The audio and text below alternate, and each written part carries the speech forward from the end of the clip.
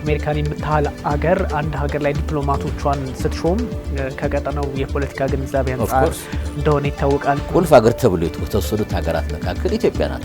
አሜሪካ ጥቅሟን አስባ ነው እንደዚህ አይነት ነገሮች ልታደርግ የምትችለው። ሶማሌ አድርገን ያቆመው ማን ነው? አሁንም ቢሆን ኢትዮጵያ ሰራዊት ነው። እኛ ያለንበት ቀጠና የሚጠብቀው አጥቷል። የኢትዮጵያ ፎረን ፖሊሲ ሁልጊዜ ምንድነው? ወዳጅ ማፍራት ነው። ሪፐብሊካኖች ወደ አፍሪካ መጥተዋል። በተለይም ቀንዱ ላይ አተኩረዋል። አካባቢያችን ከቀይ ባህር ብቻ ወዲህ አይደለም ማለት ነው። ከቀይ ባህርም ወደዛ ነው። እኛ ደግሞ ከቀይ ባህር ወደዛ የሆነ ነገር ደግሞ አይመለከተንም ማለት አይደለም። ኢትዮጵያ የተሻለ የዲፕሎማሲ መንገድ ላይ እንደሆነች ይሰማል። ግብጾች ያልፈቱት ጉዳይ አለ፣ እኛ ልንፈታው እንችላለን ነው የምለው። በእንደዚህ አይነት አጋጣሚ የኢትዮጵያ ዲፕሎማቶች ምን መስራት አለባቸው? ኢትዮጵያ አሁን with every passing year ባለፈ ቁጥር እየተጠናከረ የመጣችው ነው። ጤና ይስጥልን ተመልካቾቻችን፣ የተለያዩ ዓለም አቀፋዊ ጉዳዮችን በጥልቀት የሚዳስሰው ኤንቢሲ ዓለም አቀፍ ተጀምሯል። ዛሬ አንድ ጉዳይ እናነሳለን። የቀድሞ ዲፕሎማት ናቸው። የኢንተርናሽናል ሪሌሽንሺፕ መምህርና ተመራማሪ በጆርጅ ዋሽንግተንና ኦሃዮ ዩኒቨርሲቲም ያስተማሩ ናቸው። ከዛ ውጭም በሌሎች አሜሪካ ዩኒቨርሲቲዎች ሰርተዋል። በፓሪስ የኢትዮጵያ ዩኔስኮ ቋሚ መልእክተኛ ነበሩ። በአሜሪካ የኢትዮጵያ ልዩ መልእክተኛም እንደነበሩ ይታወሳል። በአዲስ አበባ ዩኒቨርሲቲና በሌሎች የሀገራችን ዩኒቨርሲቲዎች በመምህርነት እያገለገሉ ይገኛል። የተለያዩ የማማከር ስራዎች የሚሰራሉ። በጂኦፖለቲካል ጉዳዮች ሀገራቸውን በማገልገል የሚገኙ ናቸው። ፕሮፌሰር ብሩክ ኃይሉ እንኳን ደህና መጡ። እንኳን ደህና ቆየ። ደህና ኖት? እግዚአብሔር የተመሰገነ ይሁን። አለን። በእርግጥ በጣም በበርካታ የኢትዮጵያ ጉዳዮች ላይ ይሳተፋሉ። በቅርቡ እንኳን ወደ ሶማሊላንድ ሄደው የውጭ ጉዳይ ሚኒስቴር ሰዎችን ስልጠናና እንደዚሁም ትምህርት ሰጥተው ተመልሰዋልና በጣም በአፍሪካ ቀንድ ጉዳይ በኢትዮጵያ ጉዳይ በጣም ለበርካታ ዓመታት አገልግሎት ብዙ ሰዎች ያውቁታል። በዚህ ኦፍ ኮርስ እንደው የተወሰነ ለማስተዋወቅ ያህል ነው እንጂ ያን ያህል የገለጽኩት አልመሰለኝም። ግን ስለመጡም እናመሰግናለን። ዛሬ ፕሮፌሰር በጣም የሀገራችን ጉዳይ በአፍሪካ ቀንድ ፖለቲካና እንደዚሁ ከአሜሪካ አፍሪካ ከሞር ወደ አፍሪካ ቀንድ ትኩረት አድርገን እንወያያለን። ግን እንደው መጀመሪያ ከሰሞኑ ፕሬዚዳንት ዶናልድ ትራምፕ ወይም ደግሞ ሪፐብሊካኖቹ በጠቅላላው በጣም የፖሊሲ ለውጥ እያደረጉ እንደሆነ እንዲሰማን ያደረጉ አንዳንድ ሀሳቦችን እያመጡ ነው። ከዚህ ከስትራቴጂ ከሴኩሪቲ ስትራቴጂያቸውም አንጻር ከዛ ውጭም ደግሞ ወደ 30 ሀገራት የሚጠጉ ዲፕሎማቶችን አምባሳደሮችና የተለያዩ ዲፕሎማቶች በተለያየ አጋጣሚ የሚሰሩ ሪኮል ተደርገዋል፣ ተጠርተዋል እና ሶማሊያንና ግብጽን ስለሚጨምር ይሄ ነገር ምንድነው የሚል ጥያቄም ስለመጣልን ነውና እንመጣለን በደንብ ወደ አፍሪካ ቀንድ ይሄ ምን ማለት ነው እንደው ያልተለመደ ተደርጎ ነው ብዙ የሚወራው እኛ ሀገር ላይና እንደው ብሪፍ ቢያደርጉን። አመሰግናለሁ በድጋሚ እውነት ነው። አሁን ያነሳው ቶፒክ ወይ ርዕስ ባለፉት ጥቂት ቀናት ትኩረት አግኝቶ አገራችን በተለይ የኛ ሰው ማወቅ ይፈልጋል፣ ይጓጓል፣ ያነባል፣ ይከራከራል፣ ይወያያል። እንዴት ነው ምክንያቱ ማወቅ ይፈልጋል። እንደጠቀስከው የአሜሪካው ፕሬዚደንት ዶናልድ ትራምፕ በሁለት ዙር ትዕዛዝ ድምር 30 ዲፕሎማቶችም ምን ናቸው ሲባል በአምባሳደር ደረጃ ያሉ ከ30 ሀገር የሚሰሩ ከዛ ውስጥ ከ30 ውስጥ 15ቱ የአፍሪካ ሀገር አምባሳደር የነበሩ ሪኮልድ ሆነዋል። ሪኮልድ ማለት መጠራት ማለት ነው። አንድ ዲፕሎማት ሲኒየር ዲፕሎማት ሶስተኛም አንደኛም ጸሐፊ ካውንስለርም ሆነ እስከ አምባሳደር ደረጃም ሆነ ተርሙ ሲያበቃ ሪኮልድ ይሆናል ማለት ይጠራል። በዙር ነው፣ ሮቴት ይደረጋል። አንዳንዱ ሀገር 4 አመት ነው፣ አንዳንዱ ሀገር 5 አመት ነው። የአሜሪካ ግን 3 አመት ነው። አንድ ተርም 3 አመት ነው በነገራችን ላይ። ስለዚህ የ30ውንም ቼክ ሳረግ 3ቱን አመት አልደፈኑም አንድ። ስለዚህ ተርማቸው አላበቃም ማለት ነው። ፎር ዘ ሬከርድ ይሄ ነው 3 አመት አልሞላም ስትል ከነዚህ 15 አፍሪካ ሀገራት ሌሎቹንም መጥቀስ ይችላልው። ከ15ቱ አፍሪካ ሀገራት ሁለቱ ላይ ብናተኩር አንተም ጥሩ አድርጋን ስለምን ጎረቤቶቻችን ናቸው በሚል ነው ስናነሳ ግብጽ የነበሩት የአሜሪካ አምባሳደር ሴት ናቸው። ስማቸውንም ይዣለሁ። ማዳም አምባሳደር ሄሮ ሙስጣፋ ጋርግ ይባላሉ። የኩርዲሽ ዝርያ ትውልደ ኩርዲሽ አሜሪካዊ ናቸው። ከግብጽ በፊት ቡልጋሪያ አምባሳደር የነበሩ ናቸው። ከዛም በፊት ብዙ ሀገሮች የሰሩ ናቸው። ስለዚህ ምንድናቸው ስንል ካሪየር ዲፕሎማት እንላቸዋለን። ካሪየር ዲፕሎማት ማለት ውጭ ጉዳይ ሚኒስቴር መስሪያ ቤት ገብተው በአሜሪካ ኬዝ ዲፓርትመንት ኦፍ ስቴት ዶስ እንለዋለን ባጭሩ። ዶስ ገብተው ከስር ጀምረው የሰሩ ናቸው። ከሶስተኛ ጸሐፊ፣ ሁለተኛ ጸሐፊ፣ አንደኛ ጸሐፊ። እኛ ዲፕሎማቶች እኔም ስለሰራሁ ነው እንደ ወታደር ራንክ ነው ራንክ አለ ወደ ላይ ድረስ ትወጣለህ እና ይዛ ለመድረስ ብዙ አመት 20-25 አመት ቢያንስ አምባሳደር ለመሆን ይፈጃልና እንደዛ አድገው የመጡ ናቸው ነውና እንግዲህ አድቫንቴጁ ምንድነው ውጥንቅጡን አንድ በአንድ በዝርዝር ጓዳ ጎድጓዳው እንደሚባለው ያቃሉ አሰራሩንም ጠባይ ከሩቲን ስራ ሪፖርት ራይቲንግ ዲፕሎማቲክ ኖት መጻፍ ኖት ቨርባል መያዝ የመሳሰለው በሙሉ በዝርዝር ያቃሉ ማለት ነው ስለዚህ 30ውን ሪሊ ካሪየር ዲፕሎማቶች ናቸው እንግዲህ በአሜሪካ ካልቸር እና ሌላ ሀገር መጣበታለው ያልተጻፈ ቤዚካሊ ፎርሙላ አለ እሱ ምንድነው 30% ፖለቲካሊ አፖይንትድ የሆኑ አምባሳደሮች 70% ካሪየር ዲፕሎማቶች ከስር ጀምሮ ቤት ውስጥ ገብተው ያደጉ እንግዲህ ፖለቲካሊ አፖይንትድ ምንለው ምንድነው ስንል በወቅቱ ያለው ፕሬዚደንት እሱም የመራው አስተዳደር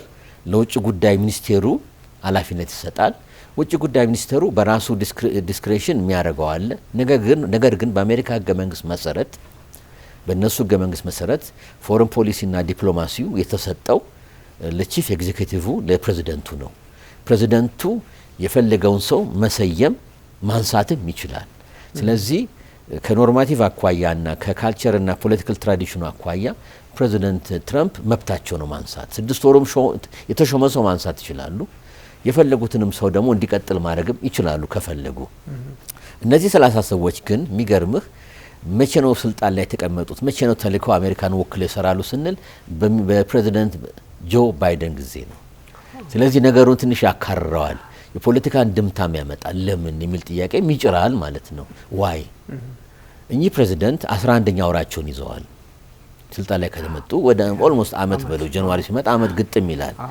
ኦኬ ምንድነው የሚደረገው አንድ ፕሬዚደንት ሲመጣ ለውጥ ከፈለገ ለውጥ ማድረግ ይችላል ቶታሊ መለወጥ ይችላል አለዛ ሴሌክቲቭ የሆነ ኢትዮጵያ ያለውን አንሳ ኢትዮጵያ ያለው ይቆይ ኬንያ ያለው ይቀመጥ በዚህ ለውጥ ብሎ መብት አለው ማድረግ የሚችላል ስልጣኑ አለው ኦኬ ያን አላረጉም በስራ በዛት በለው በስራ ጫና በለው ወይም ኦቨርሉክ ተደርጎ ይሁን ወይም ሌላ ጉዳይ ታቃለሳቸው ብዙ ነገር የመለወጥ አዋራ ማስነሳት በቢሮክራሲው ታቃለ አዲስ ካቢኔ ደረጃም ተቋቁሞ ኤፊሺየንሲ በሚል እንትን ራሱ ቢሮክራሲውን ሁሉ የመመልመልና ቅርንጫፉን የማስተካከል ሁኔታ ሁሉ አንጥተዋልና ሜቢ በዛም ተወጡ ይችላሉ አሁን ኦል ኦፍ ሳደን ለማለት የሚከብዳል አትኩረው እናንተ ኑ ብለዋል በሙሉም የባይደን ሰዎች ናቸው አሁን የሶማሌው ላንሳል የጅቡቲው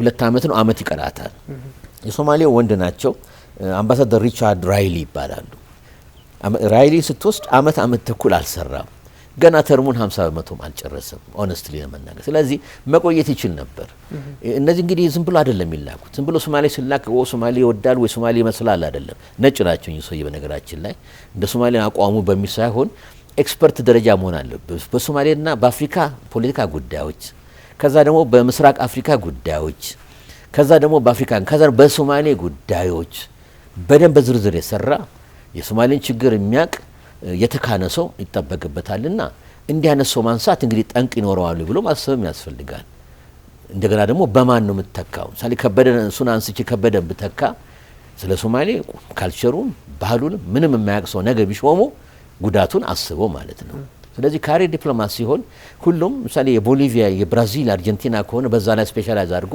ስፓኒሽ እስከመናገር ደረጃ ድረስ ፈረንሳይኛ እስከመናገር ምሳሌ አፍሪካ ሚልናቁት ፈረንሳይኛ እንግሊዘኛ እንዲናገሩ ይጣበቃል ብዙዎቹ አካባቢውን የሚያቅሰው እንዲህ ተንትኖ የሚያቅሰው መሆን አለበትና መነሳቱ ጉዳት ነው ያሰኛል ምክንያቱም የአምባሳደር ልክ ሲነሳ እንደ ቁልፍ ብድግ አድርገህ ና ተመለስ ስትለው የሚያስረክበው ለምክትሉ ነው ምክትሉ ምን አይነት ደረጃ ላይ ነው ያለው ምን አይነት ዲፕሎማት ነው አዲስ ነው ወይስ ብዙ አመት የተሰራ ነው የሚለው ነገር ሁሉ ራሱ ያዋራ ያስነሳል ጥያቄ ያስነሳል ምክንያቱም ክፍተት ይፈጠራል ሶማሌ ቁልፍ ሀገር ሴንሲቲቭ ሀገር ነው ለአሜሪካን ፖለቲካ ለአፍሪካን ፖለቲካ ለአፍሪካ ቀንድም ሊቭን ለኛ እንደ ጎረቤት ሀገር ግብጽም ቁልፍ ስትራቴጂክ ሀገር ተብላ የምትቆጠርናት በአሜሪካ ፖለቲካ ማለት ነው አንርሳ ስለዚህ ሁሉም እንትን ይኖራል ማለት ነውና ተጠርተዋል ኦኬ then what ከዚህ በኋላ ምንድነው የሚደረገው ወይ ትተኛበታለህ የነዚህ 30 ሀገር ውስጥ ያሉ ምክትሎች አውቶማቲካሊ እንደ ወታደር ምልለዚህ ነው ቴክ ኦቨር ያደርጋሉ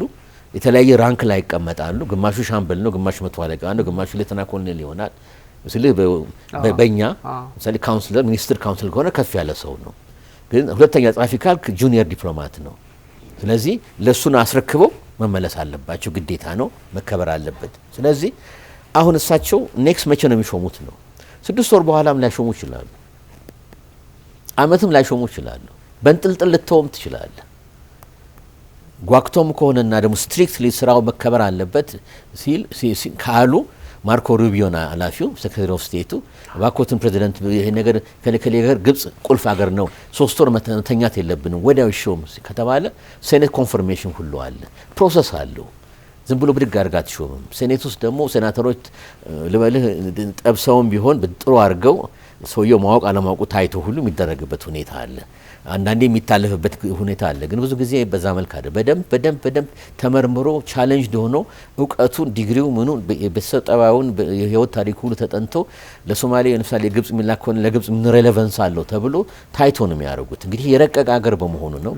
አሁን ግን ባለው ሁኔታ ከምናየው እዛም ደረጃ ሳይደርሱ መብታቸው ይከበራል። አንተ እዚህ ሀገር ብሎ ቢመደሙ ይችላሉና ወይን ሀው እንዴት በምን አይነት ሁኔታ የሚለውን እንግዲህ ወደፊት የምናየው በሚቀጥሉ ሳምንታትና ወራት የምንከታተለው ጉዳይ ይሆናል ማለት ነው። ይህን ካልን በኋላ መርሳት የሌለብን መሰለ የፕሬዝደንቱ ጠባይ ምን ይመስላል ነው።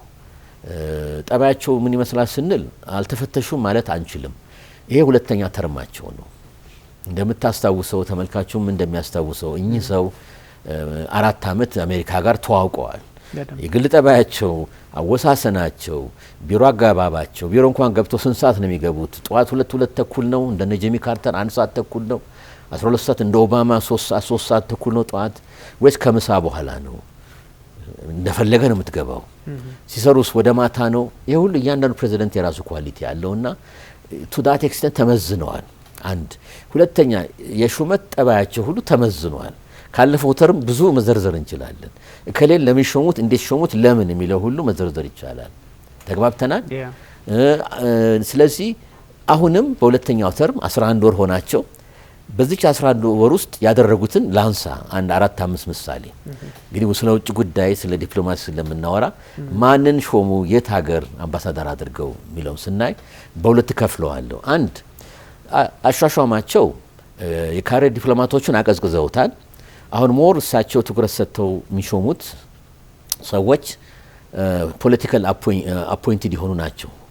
አንድ ክራይቴሪያ ይሄ ነው። ከፖለቲካል አፖይንትድ የሆኑት ምን አይነት ግሩፕ ናቸው ስን ወደ ሁለት መክፈል እንችላለን። አንድ የቤተሰብ አባላትን ሁሉ ይሾማሉ፣ ሰውየው አዲስ አይደለም። ሌላው ግሩፕ ደግሞ ጓደኛ ይሾማሉ፣ የቢዝነስ ፓርትነር ይሾማሉ፣ ከእሳቸው ጋር ኢንቨስት የሚያደርግ በሆቴል በኩባንያ ይሾማሉ። ተግባብተናል። እና ምሳሌው ለምሳሌ ቤተሰብ ስንል የአማቻቸው ኩሽነር አሁን የሱን አባት ለምን ሾሙ አይደለም። አሜሪካ ነገር እንግዲህ ፕሬዚደንቱ እስከዛ ድረስ ስልጣን አለው። ቻርልስ ኩሽነር ይባላሉ። የጃሬድ አባት ናቸው። አሁን እሳቸው መርጠው ፈረንሳይ ነው መፈልገው ብለው ፈረንሳይ ሄደዋል። አሁን አሜሪካ ብትሄድ ፓሪስ ዋናው ስልጣን ያለው የፕሬዚደንቱ አማች ነው ማለት ነው። ተግባብተናል። ስለዚህ በፈረንሳይ ምሳሌ መውሰድ እንችላለን። ሌላ ምሳሌ የምንወስድ ደግሞ ግሪክ ሀገር የተመደበችዋን አምባሳደር ናት። ሴት ናት፣ ኪምበርሊ ትባላለች። እሷን ኪምበርሊን የወሰድን እንደሆነ እንዴት ተሾመች የሚለው በሳቸው የተሾመችው ማናት የሚለውን ፋክስ ኒውስ ጋዜጠኛ ነበረች። እንግዲህ ለየት የሚያደርጋት ምንድነው? የልጃቸው የትልቁ ወንድ ልጃቸው በሳቸው የሚጠራው ዶናልድ ጁኒየር ይባላል።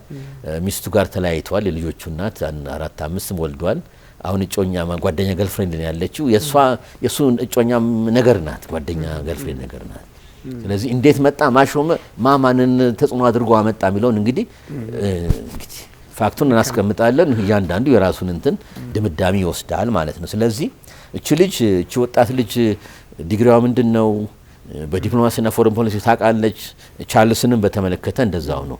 ምን ያህል በጥልቀት ያውቁታል ጉዳዩን። ይሄን ኢንትሪከት የሆነ ቁልፍ ፈረንሳይ ሀገር ሄደው ሰውየው ወይስ ቢዝነስ ብቻ ነው የሚታያቸው አይናቸው ላይ? ፖለቲካው ይጎዳል ወይ? ኔቶ ምናምኑም የነቃች የኔቶ አባል ናትና ፈረንሳይ እሱ ላይ ክፍተት ይፈጠራል አይፈጠርም? እንግዲህ ግንዛቤ እንዲወሰድ ማለት ነው። እርግጥ የሚረዷቸው ሰዎች ሊኖሩ ይችላሉ። ሌላው ምሳሌ የማመጣው የማሳድ ቡሎስን ነው። አሁን ማሳድ ኢትዮጵያ የምትተው ነበር። ልዩ መልእክተኛ ናቸው። በምን በአምባሳደር ራንክ ልዩ መልእክተኛ ሲባል በአምባሳደር ደረጃ ነው የሚላከው። እና አሁን እሳቸውን ስንወስድ እሳቸውም አማች ናቸው፣ የማማች ናቸው የፕሬዚደንቱ። እንዴት ሲባል የእሳቸው ሴት ልጅ ሁለተኛ ሴት ልጃቸው የኢቫንካ ሳቶን ትንሿ ቲፈኒ ትባላለች።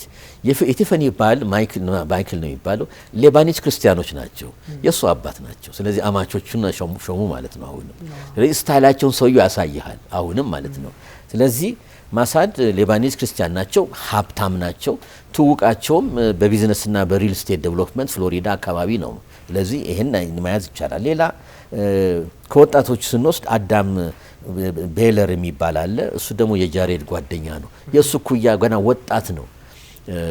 ፉትቦል ተጫዋች የነበረ ነው። ለመናቅ አይደለም። በፉትቦል ልቆ መጥቆ ሄደ የታወቀ ነው። ብዙ ገንዘብ የሚያገኙ ሰው ነው በጊዜው። ግን ሞር ከልጃቸው ጋር የሚተዋወቀው ምንድነው ሩሜት ዶርም አብረው ያድሩ ነበር። በዛ የተነሳ ግንኙነት ወደ አባትየው ደርሶ ልጁ አባቱ ጋር ተነጋግረው ፈጽሟል። ስለዚህ ይሄ ምሳሌ በሚያሳይ ምን አይነት ቢሄቪየር አለው አንድ መሪ ስንል እንዲህ ነው ብለን በፖለቲካል ሳይንስ ፖለቲክስ መንዝ ነው በዛ ነው።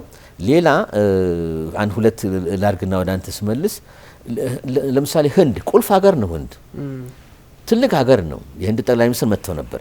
አሁን የአሜሪካ አምባሳደር ህንድ ያለው አምባሳደር ሴርጂዮ ጎሪ ይባላል። የእሳቸው ምርጥ ጓደኛና ቢዝነስ አብረው የሚሰሩ ሰው ናቸው። ይታይ። ሌላ ምሳሌ ተርኪ አሁን የአሜሪካ አምባሳደር ቶም ባራክ ይባላል። እሱም የእሳቸው በጣም ሪል ስቴት ኢንቨስተርና ወዳጅ ነውና ጣሊያን፣ ፖርቱጋል እያለ ሌባኖን እያለ ይቀጥላልና ይሄ ነው ስታይሉ ማለት ነው። እንደ አረዘም ካቆያል ግን ብዙ ጥያቄ ለተመልካቹ ይመልሳል እና አሰራሩ ይሄ ስለሆነ ወደ አንተ ስመልሰው ምን ትጠብቃለህ ወደሚለው ይወስደናል ማለት ነው። የመሪውን አጠባይ ካየህ አሁን 30ዎቹን ሲተካ መቼ እንደሚተካ አናቅም። ሲተካ ግን ምን አይነት አካሄድ ነው የሚለው እንግዲህ ለማለት ነው። እስካሁን ሬከርዱ የሚያሳየው 35% በላይ ቤተሰብ ጓደኛ አድርገው እሳቸው እንደሚሾሙ ነው ፕሬዚደንት ትራምፕ። ስለዚህ ይሄ ወይ ከፍ ይላል ወይ ይቀጥላል ማለት ነው። ልክ ነው። ምናልባት እነ ስቲቭ ዊትኮፍም እና የመሳሰሉት ተወካዮቻቸውም በተለያየ መንገድ ግንኙነት ያላቸው እንደሆነ ይነገራል። ኦፍ ኮርስ ግን ፕሮፌሰር ምናልባት ያው አሜሪካን እርሶ በደንብ ስለሚያውቋት አሜሪካን የምታህል አገር አንድ ሀገር ላይ ዲፕሎማቶቿን ስትሾም ከቀጠናው የፖለቲካ ግንዛቤ አንጻር እንደሆነ ይታወቃልና ምናልባት የኢሚዲየት የሚባለውን ኢምፓክቱን ኮዙን ፕሬዚዳንት ዶናልድ ትራምፕ እሳቸው ላለማየት ቢፈልጉም እንኳን የትኛውም መቼስ አይደለም የአሜሪካ የየትኛውም ሀገር መንግስት የሆነ ነገር ሲሾም ታሳቢ የሚያደርገው የዛን ሀገር ዲፕሎማሲ ያሰናሰነ የሀገሩን ጥቅም ሊያስከብር የሚችል ዲፕሎማት እንደሚመረጥ ይገመታልና ዘላቂነት ያለውም ላይሆን ይችላል። ፕሬዚዳንት ዶናልድ ትራምፕ እርሱ ባነሱበት መንገድ ካለው ባህሪያቸው አንጻር ላይኖረው ይችላል። ግን አሁኑኑ አሜሪካ የምትጠቀምባቸውን በተለይም ከዚህ ማጋ ከሚለው ለኛም ሀገር ትምህርት ነው። የጉዳዮችን አይቶ በሚጠቅም መንገድ የውጭ ፖሊሲን መቃኘት እና ሰዎችን መሾም ለኛም ሀገር ትምህርት የሚሆን ነውና ምናልባት አሁናዊ ጥቅሞችን፣ አሁናዊ የፖለቲካ ጌኖችን፣ አሁናዊ የቀጠናዊ ጉዳዮችን ታሳቢ አድርገው ይሾማሉ ተብሎ የሚታሰባልና እንዳሉኝ እንግዲህ ለተመልካቾቻችን ግልጽ እንዲሆን አንድ ፕሬዚዳንት የአሜሪካ ፕሬዚዳንት ዲፕሎማቶችን ማንሳት መብቱ ነው። የተለየ እንትን ላይ ነው ይችላል። ግን አሁን ካለው የዓለማችን የፖለቲካ ውጥረት አንጻር ደግሞ እንደ ግብጽና ሶማሊያ ያሉ ሲነሱ ማርኮ ሩቢዮ እንግዲህ የስቴት ሚኒስትር ናቸው። እሳቸው ከጠቅላይ ሚኒስትር አብይ አህመድ ጋር ሁለቴም እንደዚህ አውርተዋል። ስለዚህ እኛም ጋር ጥሩ 2026 ላይ መልካም የሚባል ጉዳዮች ሊመጡ እንደሚችሉ ይሰማኛልና ምናልባት አሜሪካ ጥቅሟን አስባ ነው እንደዚህ አይነት ነገሮች ልታደርግ የምትችለው። እዛ ቦታ ላይ የሚተኩትም ሰዎች የአሜሪካን ጥቅም ሊያመጡ የሚችሉ ሰዎች እንደሆነ ይገመታልና እዚህ ላይ ምናልባት ሰዎች እንደሚሉት አንዱን አንስቶ አንዱን መጣል አይነት እንዳልሆነም ይሰማኛልና እዚህ ላይ ምን አንተናላ የታወቀ እኮ ነው። አሁን እስካሁን ደቂቃ ሰከንድ ድረስ ምንድነጋገረው ምን ሆነ በሚለው ነው እንጂ ምን መደረግ ነበረበት የሚለው ራሱን የቻለ ጥያቄ ነው። በሰፊው መነጋገር እንችላለን። እንደገና ደግሞ ኦፍ ኮርስ አሁን በተነሳው ውጭ ጉዳይ ሚኒስቴር መስሪያ ቤቱ ሚኒስትሩ ስራውን ይሰራል። በየቀኑ ስራውን መካሄድ አለበት። ፕሬዚደንቱም ስለ ውጭ ጉዳይ በየቀኑ ሊያስቡም አይችሉም። በተቻለው በነገራችን ላይ ሴናተር ነበረ፣ የታወቀ ነው። ኩባን አሜሪካዊ ነው፣ ትውልደ ኩባ ነው። የራሱን ኮንሰርቫቲቭ አመለካከት አለው። ግን ብሩህ ብልጥ ክሌቨር የሆነ ስራውን መስራት የሚችል ልጅ ነውና ምን ያህል እንግዲህ ነጻነት ኖሮት ይሰራል ሌላ ጥያቄ ነው። ግን እሱ በተቻለው ብዙ ለውጥ ለማምጣት የሞከረ ነው። ቁልፍ ሀገር ብሎ ከአፍሪካ እሱንማ ኃላፊነት ዘረዝረዋል። ቁልፍ ሀገር ተብሎ የተወሰዱት ሀገራት መካከል ኢትዮጵያ ናት አንዷ። በዛም የተነሳ ኢትዮጵያ ላይ ትኩረት አድርገዋል፣ ትኩረት ጥለዋል። ይሄ መረሳት የለበትምና አሁንም ቢሆን ፕሬዚደንቱ እንዲህ አይነት አመዳደብ ቢያደርጉም ቅሉ የውጭ ጉዳይ ሚኒስትሩ ደግሞ ሀሳብ ይቀበሉ አይቀበሉ የውስጣዊ አሰራር ነው። ነገር ግን በውጭ ጉዳይ ሚኒስቴሩ እንደገናም ሴንትኮምም አለ፣ የአሜሪካ ሚሊተሪ ኮማንዶም አለ፣ መጥተው ነበር ጄኔራሉ። በአፍሪካ ቀንድ አሜሪካ ትኩረት ሰጥታ የምትንቀሳቀስበት አካባቢ ነውና እሱማ በዝርዝር ብዙ ነገር መነጋገር እንችላለን። እዚህ ላይ ሀሳብ መነሳም ጥሩ ነው። ሪፐብሊካኖች እንግዲህ ወደ አፍሪካ በተለይም ቀንዱ ላይ ከዚህ ከሴኩሪቲ ስትራቴጂያቸው አንጻር የቃኙት ከ2-3 ሳምንት በፊት ኢትዮጵያን ታሳቢ ያደረገም ከአፍሪካ ቀንድ አንጻር ሀሳቦች፣ ስትራቴጂዎች ወጥተዋልና ሪፐብሊካኖቹ ምናልባት ትኩረት ያደረጉበት መንገድ ብዙ ነው። በእርግጥ ጥቅማቸውን የአፍሪካ ቀንድ ላይ ያለውን የነ ቻይናን አንዳንድ እንቅስቃሴዎችን ታሳቢ ያደርጋል። ራሽያም ደግሞ በተወሰነ መጠን በፖርት ሱዳን አካባቢዎች ወይም ደግሞ ቀይ ባህር ላይ የተለያዩ ጥያቄዎችን ማንሳት ጀምራለችና ኦፍ ኮርስ እኛ ያለንበት ቀጠና የሚጠብቀው አጥቷል። ቀይ ባህርን መቆጣጠር የማይችሉ ኃይላት በጣም እየተተራመሱበት ያለበት አጋጣሚ ተፈጥሯልና ከዛ አንጻርም ይመስላል ሪፐብሊካኖቹ ወደ አፍሪካ መጥተዋል። በተለይም ቀንዱ ላይ አተኩረዋልና ከኛ ሀገር ተጠቃሚነት አንጻርም ሰፋ አድርገን ብናነሳው በጣም ጥሩ። እንግዲህ እዚህ ላይ እንደው ይቅርታና በዛው ላይ እርሶም ደግሞ ሶማሌላንድም ስለነበሩ በደንብ ጉዳዮችን እዛ አካባቢ አይተው መጥተዋል። ያ ጥሩ። እንግዲህ አንደኛ ሪፐብሊካኖች ስንል እና አሜሪካ አስተዳደር ስንል የተለያየ ነው። ሪፐብሊካኖች ስንል የአመለካከት አውትሉክ ነው። አንድ ሰው ሪፐብሊካን ሆኖ የፓርቲ አባል ነው፣ የፓርቲ አባልም ላይሆን ይችላል። ግን እኛ የምናወራው ሞር ሪፐብሊካን ሆኖ በአሜሪካ ሴኔት በሃውስ ኦፍ ሪፕሬዘንታቲቭስ ቦታ የያዘ ሰው ብለን ግልጽ መሆን አለበት። ከዛ ውጪ የሴኔትና የአሜሪካ ኮንግረስ አሰራርና የፕሬዚደንቱ ባላንሱ ምን ይመስላል፣ ምንድን ነው ፎረን ፖሊሲ ላይ ማን ነው የሚቀርጸው፣ ክብደት አለው፣ ግልጽ መሆን አለበት። በአሁኑ ወቅት ለዚች 4 ዓመት አሁን 1 ዓመት እያለፈ 3 ዓመት የፕሬዚደንት ትራምፕ አስተዳደር በውጭ ጉዳይ ሚኒስቴሩ በተለይ ማርኮ ሩቢዮ፣ ናሽናል ሴኩሪቲ ካውንስል በአፍሪካ ጉዳይ የሚመለከታቸው የአሜሪካ ባለስልጣናት በእነሱ ቁጥጥር ስር ነው። እነሱ ናቸው የሚያራምዱት ዴይ ቱ ዴይ ስራውንና ስትራቴጂ ዲዛይን ማድረግና ከእያንዳንዱ አፍሪካ ቀንድ ሀገር ጋር ግንኙነቱን የሚቀርጹት የሚያስተካክሉት እነሱ ሆነው ወደት ነው። ግን ፋይናል ዲሲዥኑ አሁንም አንድ ሰው ነው የሚመጣው። ዲሲዥኑ በፕሬዚደንት ትራምፕ ነው አፕሩቭድ መሆን አለበት። ይሄ እንግዲህ አሰራሩ ነው። አሜሪካንን በተመለከተ አፍሪካ ቀንድ ለአሜሪካ ከሁለተኛው ዓለም ጦርነት አውሮፓ ጦርነት ወዲህ 45 እንደ አውሮፓ ቁጥጥር ወዲህ ጀምሮ ትኩረት ካረጉባቸው አካባቢ ሀገራት ሪጅኖች አካባቢ በጂኦፖለቲክሱ የስዌዝ ካናል፣ ቀይ ባህር፣ ገልፍ ኦፍ አደን፣ ፐርሺያን ገልፍ ሁልጊዜ ፕራዮሪቲ ግዛታቸውና አካባቢያቸው ነው። የዛ ምስክሩ ምንድነው? በእነዚህ አካባቢዎች እስከ ወታደራዊ ቤዞች ሁሉ የተቋቋሙበት ቦታዎች ናቸው። አሁን ድረስ ለምሳሌ ባህሬን፣ ካታር እዛ አካባቢ የአሜሪካ ወታደሮች በሺ የሚቆጠሩ አሉ። ደቡብ ሜዲተራኒያን ደግሞ ጣሊያን ውስጥ ብዙ ቤዞች አሏቸው። በደንብ እንደ አይናቸው ብሌን አድርገው የሚጠብቁት ነገር ነው። የተረሳ ጉዳይ አይደለም ማለት ነው። ያን ሲያደርጉ እንግዲህ አሜሪካኖች ቁልፍ ሀገራት ኢትዮጵያን ከመሳሰሉት ጋር ጠንካራ ግንኙነት አላቸው። አሁን እንግዲህ ምንድነው በወለፌንዳን የተያዘው ጉዳይ ወይስ በፊት እንደሚደረገው በደንብ ስትሪክትሊ ነክሰው ይዘዋል ነው ጥያቄው። አሁን የምናየው የመንሳፈፍ ሁኔታ ነው የምናየው። ከፍ ዝቅ የሚል ሁኔታ ነው የምናየው። ቦታው ሴንሲቲቭ ነው። መተራመስ ያልከውን አትረሳ። ቀዳዳ ስፔስ ሲፈጠር ቻይናም ራሽያም ቱርክም በአካባቢው ሊሞሉት ይሞክራሉ። ሳውዲ አረቢያም ባቅማቸው ግብጽም ባቅሟ መሸፈን ይሞክራሉ። ይሄ ሁሉ የተፈጠረው ከምን ሁኔታ ነው? አንድም እንደ አንዳንድ ፕሮፌሰሮች እንደሚሉት ከመዝረክረክ ሁኔታ አይደለ፣ በደንብ ዲዛይን የሆነ ፎረን ፖሊሲ ቦታው ላይ አለመኖር፣ በስሜትና በግልብነት የሚደረጉ ውሳኔዎች ቦታ ላይ ደግሞ የሰው ማተር ያደርጋልና የሚመጥኑ ሰዎች አለመመደባቸው አይደለ፣ ቦታውን በደንብ ድሮ እንደለመድነውና እንደምናረገው ማስከበር አቅቶናል የሚል ክርክር አለ አሜሪካ። ይህን መርሳት የለብንም። ለምን ከላይ ነው፣ ሁልጊዜ ከጭንቅላት ነው የሚጀምረው ነገሩ። ትኩረት መስጠት አለመስጠት፣ ሞቅ ሲል ባንዴ ተሩጦ ብዙ ነገሮች ይሰራሉ። አንዳንድ ደግሞ ቶታሊ ተረስቶ 6 ወር ያልፋል እና ይህም ቅሬታ እየተፈጠረ አንዳንዶች ዲፕሎማቶች ሪዛይን የማድረግ ሁኔታ፣ ስራውን የመልቀቅ ሁኔታ ሁሉ እየታየ ነው እንጂ ትራዲሽናሊ የአሜሪካ ፎረን ፖሊሲ ይሄ አንደኛ ደረጃ አድርገው የሚከተሉት ነው። ስለዚህ ሀገራት ደግሞ እንደ ኢትዮጵያ አይነቶቹ ኬንያም ኡጋንዳም ሩዋንዳም ግሬተር ሌክስ ደረጃ ድረስ ግብጽም ሱዳንም ካለው ጋር ነው የምትሰራው። ስለዚህ አሁን እኛ እንደ አንድ ትውልድ ኢትዮጵያ ምንድነው ካለው መንግስት ጋር የፈለገውን እንትን ይኖረው መስራት ትገደዳለ። እየሰራን ነው። ከኛ በኩል የጎደለ ነገር የለም። ከኛ በኩል እንደ የኢትዮጵያ ፎረን ፖሊሲ ሁሉ ጊዜ ምንድነው ወዳጅ ማፍራት ነው። አሜሪካ ቁልፍ ስትራቴጂክ ሀገር ናት። አብረን ለመስራት እየሰራን ነው።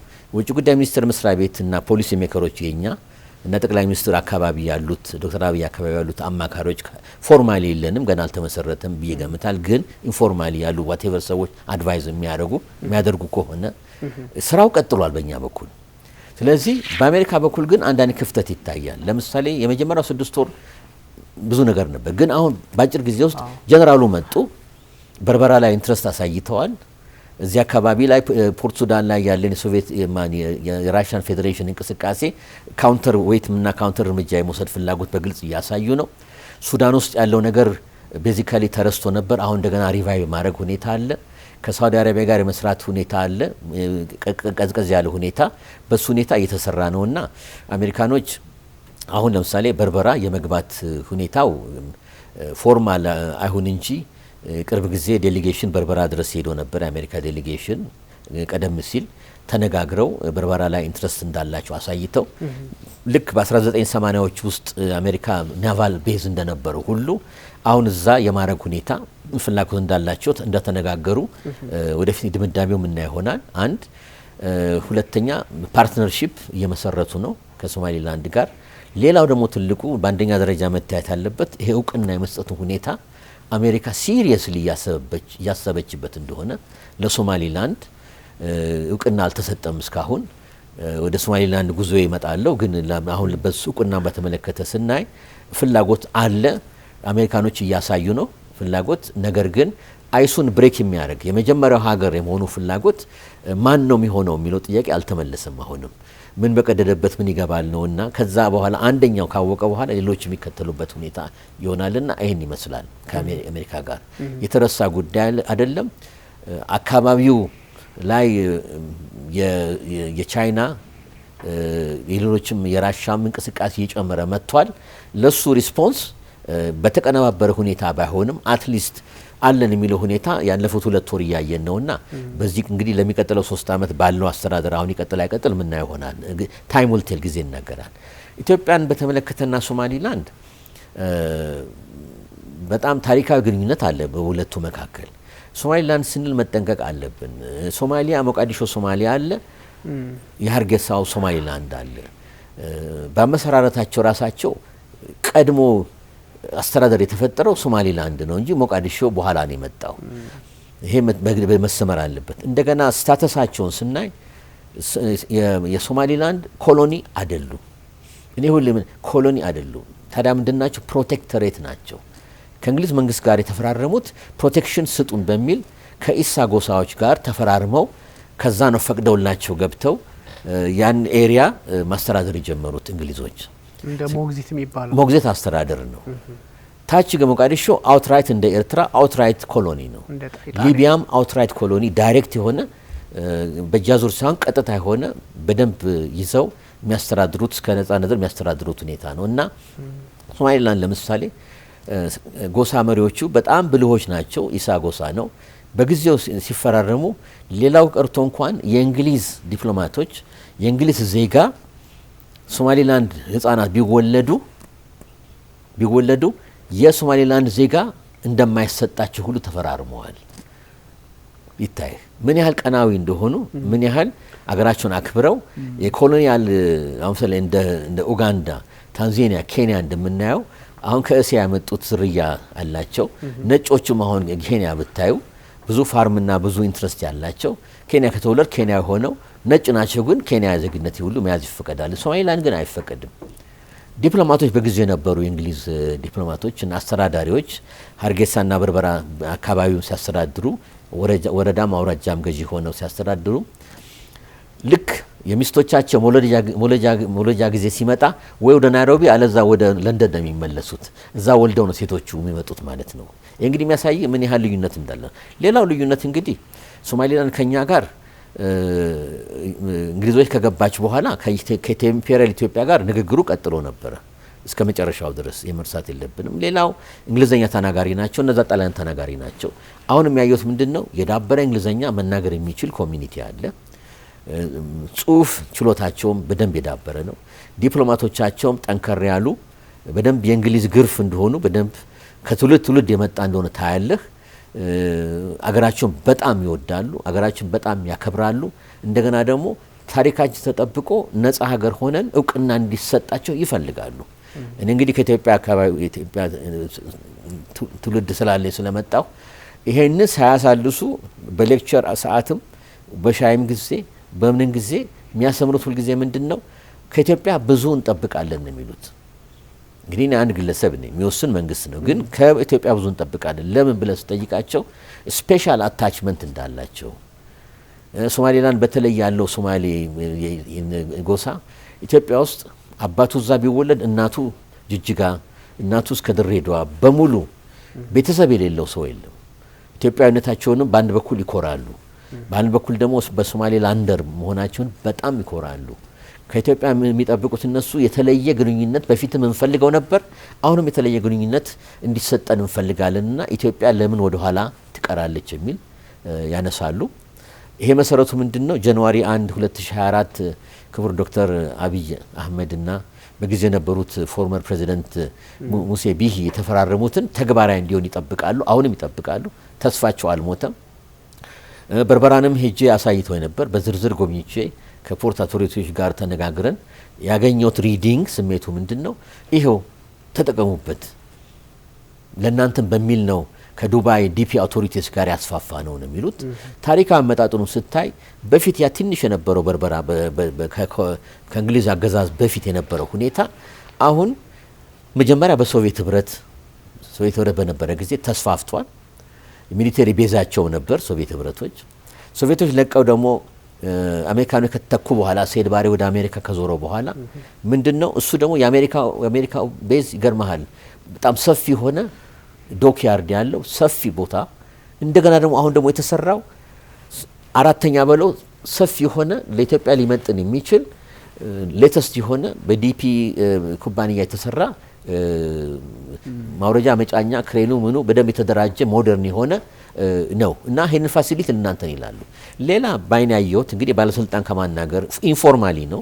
የመንግስት ተወካይ አይደለሁም። እንደ አንድ ግለሰብ ነው፣ እንደ አንድ ግለሰብ ማወራው መነጋገረው። እነሱም ቀለል ይላቸዋል ኦፊሻል ማውራትና ኢንፎርማል የሆነ ሰው ማውራት። ሌላ ያየሁት ከሀርጌሳ ጀመረ በርበራ ድረስ ምን አይነት እንቅስቃሴ ያየሁትን ለማስቀመጥ ባጭሩ በርከት ያሉ የኢትዮጵያ ትራኮች ሲመላለሱ አይቻለሁ፣ ሲሄዱም ሲመጡ። እነሱም ይሄው ሉክ ኦሬዲ ተጠቀማችሁት ነው፣ ነገር ግን ካፓሲቲውን አልሞላችሁትም፣ በጣም ጥቂት ፐርሰንት ነው ባዮች ናቸው። ስለዚህ አሁንም በተለይ ጥራጥሬ እህል እንደዚህ እንደሆነ አስረድተውኛል። ማሽነሪ ሳይሆን መጠቀም እንደጀመር፣ ነገር ግን እሱን ሞር ማሳደግ እንደሚገባን በደንብ ጥሩ አድርገው አስምረውታል። ስለዚህ ምን አይነት ግንኙነት ብትል አንድ እውቅናውን ነው የሚፈልጉት። እንግሊዝ ተናግራለች፣ ሃውስ ኦፍ ኮመንስ ሁሉ በደንብ ትልቅ ሳፖርት አለ። አሜሪካም ሶማሊላንድን ሪኮግናይዝ ለማድረግ ትልቅ ሳፖርት አለ። በተለይ ከተወሰኑ ሴናተሮች እነ ሴናተር ቴድ ክሩስ የመሳሰሉት በየጊዜው ይናገራሉ። ሌሎችም የአረብ ሀገራትም 9 ኤምባሲዎችና ቆንሱሌቶች አሉ። ሀርጌሳ ለምሳሌ ኢትዮጵያን ጀምሮ ኮንሱል ጀነራል አለን እኛ እዛ በአምባሳደር የሚመራ። ይህን ሁሉ ማየት ችያለሁና ጊዜው እንግዲህ የአሜሪካንን አሁን በተለይ ከአሜሪካ እንደሚጠብቁ ኢትዮጵያን በተመለከተ ጉዳዩ እንዳይቀዘቅዝና ኢትዮጵያ መንግስት እንዲቀጥልበት ፍላጎታቸውን በደንብ አስቀምጠውልኛል ማለት ይችላል። ወደ አንተ ተመልሰው ጥሩ ነው። እና ይሄን ያነሳንበት ምክንያት ቀጠናው ይሄ ቮላታይል የሚባል ቀጠና ነው። የሱዳኑም የአርኤስኤፍ እና የዋናው ጦር ኦፍ ኮርስ አሁን በግብጽ የሚደገፈው ኃይል የማፈግፈጉ ነገር በጣም ሞር እየተረጋገጠ በሄደበት ሰዓት አርኤስኤፍ ደግሞ የራሱን ዲፕሎማሲ በመፍጠር ሂደት ላይ ስትሮንግ ሆልድ የሚባሉ ቦታዎች እንደነ ኮርዶፋን የተሰኙትን በቁጥጥር ስር እየዋለም አድርጓል። ኦፍ ኮርስ አስለቅቀዋል። እነሱም አሉ። በኤርትራ በኩል ያለውም እንደዚህ ያለመረጋጋት የዲፕሎማሲ አለመታመኖች አሉ። እነሱ አሉ። ከዛ ሲሻገር ቀይ ባህርን ስንሻገር ቀይ ባህር ላይ ደግሞ እንደነ ግብጽ ያሉ ሀገራት ሶማሊያ ውስጥ ገብተው ሊሰሩት አስበውት የነበረው ነገር ኦልሞስት ያለመሳካት ሆኗል። እነ ቱርክ ገብተው እንዲያውም ግብጽ ጊቭ አፕ እንድታረግ የሶማሊያ መንግስት ኦፍ ኮርስ ድጋሚ ወደ ኢትዮጵያ መንግስት የመጣበትን ስንመለከት ይሄ ቀጠናው እንደዚህ በጣም አደገኛ የሆነ የተለዋዋጭነት ባህሪ ያለው ኬዮስ ያለበት ከመሆኑ አንጻር አብሮ የመጣ ነውና ኢትዮጵያ ደግሞ በተደጋጋሚ እንደሚባለው ከሶማሊላንድም ጋር ትሰራለች። ወደብም ስትፈልግ ሶማሊላንድም ይሁን ሱዳንም ጋር ይሁን ኤርትራም ጋር ይሁን ዋና ሶማሊያም ጋር ይሁን ከሁሉም ጋር በተገኘው ልስራ ነው እና እንደዚህ አይነት ነገሮች ሲኖሩ በጣም በአስቸጋሪ ቀጠና ውስጥ ብርቱ ዲፕሎማሲ ያስፈልጋልና ምናልባት እሱ ላይ አነሳ 2-3 ጉሉ ነጥቦች አሉ መርሳት የለብን። አሁን ግብጽ በደንብ እየገባች ነው በአካባቢያችን ማለት ነው። ኢትዮጵያ ፍላጎታን አስቀምጠናል። የውሃ በር ጥያቄያችንን ወደ ቀይ ባህር መመለሳችን አይቀሬ ነው። በደንብ አስቀምጠናል። እየናኘ ነው። የፓብሊክ ሴንቲሜንቱም እየደገፈ ነው የመንግስትን ፖሊሲ ኢትዮጵያ ውስጥ በተመለከተ ለወዳጅም ለጠላትም ኢትዮጵያ አቋም ግልጽ እየሆነ መጥቷል። ያው በሰላም ላይ ተመስርተን ነው የሚለውንም በደንብ አስቀምጠናል። ግብጾች እንግዲህ ወዳጅና አጋር አድርገው የሚንቀሳቀሱት የሞቃዲሾን መንግስት ማማመል በደንብ ይዘውታል። የአስመራንም በደንብ ይዘዋል። እንዲያውም ሶስቱ ናቸው እየተፈራረሙ በየጊዜው እየተመላለሱ የሚነጋገሩት። ስለዚህ የሞቃዲሾ ትንሽ እንትን ብሎባቸዋል። አሁን ሰሞን እየተነፈሰ ነው። ጥረታቸው ግን ምን ነበር? አጥሩን ለማጠር ነው ዙሪያውን። ይሄን መርሳት የለብንም። አሁንም ቢሆን ከሰሜን በኩል መያዝ ነው። እንደገና ደግሞ ከኤርትራ ጋር በማበር ከውስጥ ኢትዮጵያ ያለው ፖለቲካ ትኩሳት ጋር የተያያዘ ነው። ዶሜስቲክ እና ኢንተርናሽናል ፖለቲክስ ምንድነው መሰመር ያለበት? የመደገፍ ማስታጠቅ፣ ትሬን ማድረግ፣ ከለላ መስጠት፣ ሁሉ አይነት ድጋፍ መስጠት እየታየ ነው በግብጾች በኩል። በቤንሻንጉልም በኩል ያለው ሁኔታ መረሳት የለበትም። አቴምቶች ይታያሉ። አዝማሚያውንም የታወቀ ነው። ከታች ከሶማሌም በኩል ያለው ሁኔታንም መርሳት የለብንም። የሰላም አስከባሪ ኃይል ባርኔጣ አድርገው ግብጾች የመግባቱ ሁኔታ አሁን እሱ ላይ ያው ያሰመሩበት ነው። እንግዲህ እስከ 4000 ጦር ይላሉ። መጀመሪያ ግን በአውሶም የሶስተኛው የፒስኪፒንግ ሚሽኑ 1500 1200 ሚል ነበረ ግብጽ ወታደር። አሁን ግን ቁጥሩን ከፍ እያደረጉት ይገኛሉ። እንግዲህ ቆርጠው ይገባሉ የሚለው ጥያቄ ላይ እየተነጋገሩ ነው። የግብጽ መንግስት ቅርብ ጊዜ ተከታትለን እንደሆነ ምን እያደረገ ነው፣ ገንዘቡ ላይ እንዴት ነው የሚለው ነገር ገንዘብ ስላልተገኘ ሴኩርድ ስላልሆነ እሱ ካልሆነ አንገባ የሚልም ነገር እያነሱ ነው። ዳርዳሩን መርሳት የለብንም። ማለት መለዮ ያ ወታደሩ ይገባል፣ ደሞዝ መከፈል አለበት፣ ሎጂስቲክስ አለ፣ ወጪ አለ፣ ምን አለ። እንግዲህ በአፍሪካ ህብረት እንትን ቢሆንም እና በዩኤን ሃይብሪድ ሚሽን ፒስኪፒንግ ሚሽን ቢሆንም ቅሉ ራን ማሬጋው ደግሞ ገንዘብ ከምዕራብ ሀገሮች ነው የሚገኘውና እሱ ገና ሙሉ ለሙሉ ሴኩሪቲ ስላልሆነ እሱን አይተን ነው የምንገባው ይላሉ። በሌላ በኩል ግን ጦሩን አደራጅተው ሬዲ ነው፣ ስታንድ ባይ ፎርሱ ሬዲ ነው የሚል ነገር አለ። እንግዲህ ለኢትዮጵያ ኢምፕሊኬሽኑ ምንድነው ነው? እኛ ደግሞ with full confidence እንደማንሰጋ በክቡር አምባሳደሩ ሞቃዲሾ ባሉት ተገልጿል። ያው እንደተከታተልከው ተመልካች እንደተከታተሉ ሁሉ እኛ we are of confident ያው የሚከደበትና ማይከደበት ሁኔታ አለ። ሚነካና ማይነካ ጉዳዮች አሉ። ያስ ካልሆነ ድረስ እኛ with full confidence ምንም እንትን ሚልን ነገር የሚረብሽ ነገር የለም የሚል ነገር ምላሽ ተሰጥቷል። ምክንያቱም እነዚህ ሁለት ጦር ኃይሎች ከኢትዮጵያ የተመደቡትና ከግብጽ የትኛው ሴክተር ላይ ነው? እኛ የተመደብንበት ሴክተሮች አሉ። ግብጾቹ አሁን ቡሩንዲን ተክተው ይሰራሉ ነው የሚባለው። ከኛ ጋር መነካካት ሁኔታ ጂኦግራፊካሊ ሊኖርም ይችላል። ስለዚህ ስለ ግብጾች ሁኔታ በግልጽ መናገር የምንጀምረው ወታደሩ መግባት ሲጀምር ደን ሌላ ምዕራፍ ውስጥ ገባን ማለት ነው። ከዛ በኋላ ያለው ኮንሲኩዌንስና ያለው ሁኔታ አሁንም ታይም ዊል ቴል ያለው ሁኔታ እንዳመጣጡ ደግሞ ምላሽ የሚያገኝና አሰራሩን ደግሞ ጭብጥ ሪያሊቲ ኦን ዘ ግራውንድ ከታየ በኋላ ነው እንትን የሚለው ነገር። ግን ለምን አላማው ምንድነው? በዚህ መልክ ግብጽ መታታቃለች ወይ? ራሳችን መጠየቅ ያለብን ወይስ የሁለቱ ውሃዎች ጥያቄ ነው? ኢትዮጵያን የከባባው ምን ያዞምባ ነው ወይ? ለሶማሌ ደርሶ አያውቁም እስካሁን። ኢትዮጵያ ናት ልጆቿን ልካ በደማቸው ባጥንታችን ሞተው የኛ ልጆች ሶማሌ አድርገን ያቆመው ማን ነው? አሁንም ቢሆን ኢትዮጵያ ሰራዊት ነው። ይሄ ነው ፋክት ነው። በግልጽ መነጋገር አለብን። እኛም በኮንፊደንስ ማስቀመጥ አለብን ሁሉ ጊዜ። ፕሬዚደንቱም ከሶማሊላንድ ጋር ከተፈራረመን በኋላ ኤምኦዩ በኋላ ቴክኒካል ኮሚቴ ሁሉ በመርሳት የለብን በአንካራ ዲክሌሬሽን የተነሳ የኛ መሪ ጠቅላይ ሚኒስትርና ፕሬዚደንቱ ሼክ ሲነጋገሩ ቴክኒካል ኮሚቴ ቋቋማል ተብሎ ነበር። እስካሁን ብዙ ነገር አልሰማንም። ነገር ግን አንዱ የሚያው የኢትዮጵያን የፖርት የውሃ በር ጥያቄን በተመለከተ ነው። የትኛው እንደምንጠቀም በምን አይነት መልክ እንዴት በምን አይነት ኮንዲሽን የሚለው ነው። ሌላው ግን አንድ ለመጀመሪያ ጊዜ በግልጽ ኦፊሻል የተናገሩት እናመሰግናለን ብለዋል። የሶማሌው ፕሬዚደንት ሞቃዲሾ ማንን ኢትዮጵያን መንግስትና ኢትዮጵያን ሰራዊትና ህዝብ ይሄ ሁሉ መረሳት የለበትምና ያለንበት ቮላታይል ብትል ልክ ነው ቀጥሏል። ፎርሙ ደግሞ ፖለቲካ በፈጠነ ሁኔታ ይለዋወጣል። ልክ እንደምትይዘው ጄሊ የሆነ ነገር እንዲስጨብጠው ወደዛ እንትን ይላል፣ በዚህ ወደዚህ ሊወጣ ይችላል። ቅርጹ አታቅም ነገ ምን እንደሚወስድ። ይሄ ቅርጹ ስን እንግዲህ ከፓወር ኮንፊግሬሽኑ ጋር ይያያዛል። ምን እርምጃ ይወስዳል፣ ከማ ጋር ይቆማል፣ በምን መልክ ይተባበራል፣ ምን እርምጃ ይወስዳል ወይ ዝም ብሎ ያሳልፈዋል የሚለው ነገር በሚቀጥሉት ወራቶችና አመቶች የሚታይ ይሆናሉ። ለአሁን ግን ያልከው ትክክል ነው። ያለንበት ሁኔታ ቮላታይል ነው። ያን ደግሞ ኢትዮጵያ እንደ ኢትዮጵያ ኃላፊነታችን በጥበብና በብልሃት ሁልጊዜ በእርጋታ በሰልፍ ኮንፊደንስ በትግስት መዘጋጀት መጠባበቅ ነው። እንደገና ደግሞ አማራጮቻችንን ማሰለፍ ይኖርብናል ባይ ነኝ። ከፖርቱ ጀምሮ ከሀገራት ግንኙነታችን ከሀገራቶች ጋር ያለው ግንኙነት በሙሉ እንዳመጣጡ ማየት አለብን። ኤርትራም ውስጥ የሚሆነውን አናቅም ወደፊት። ምክንያቱም አሁን ያለው ሁኔታ እየበሰለ መጥቷል። የኤርትራ ውስጥ ያለው ሁኔታ አውትካም በሰላማዊ ሁኔታ ይደመደማል ወይስ ችግሮች ይመጣሉ? አንዳንድ ወሬዎችም እየተሰሙ ስለሆነ ነው። ህዝብን ኮንትሮል ለማድረግ ሁኔታ ተኩስ ድምጽ የሚባል ነገር አለ። እሱ 100% ሰርተን ሳኖ መናገሩ ተገቢ አይደለም። ነገር ግን ኢቭን ከክሬዲብል ናቸው ከሚባሉ ሚዲያ ተቋማት ግሎባል ተቋማት የነበብነው የሰማነው ምንድነው ችግሮች እንደነበሩና ሰው እንደሞተ ነው። ስለዚህ ይሄ ተቃውሞና ከስር ግራስሩት ሌቭል የሆነው እንቅስቃሴ በዚህ ቆማል ወይስ ይቀጥላል የሚል ነው። ቴንሽኑ ቀጥሏል። ወታደራዊ ዝግጅት በሁለቱም በኩል የተደረገ ነው። ማን ነው ፕሮቮክ የሚያደርገው ነው? የኛን ተቃዋሚዎች እያደራጁ ነው። የአፋር ጥያቄ አለ፣ የኛ አፋር አለ፣ የኤርትራም አፋር አለ። እሱስ በምን ይመለከታል ነው።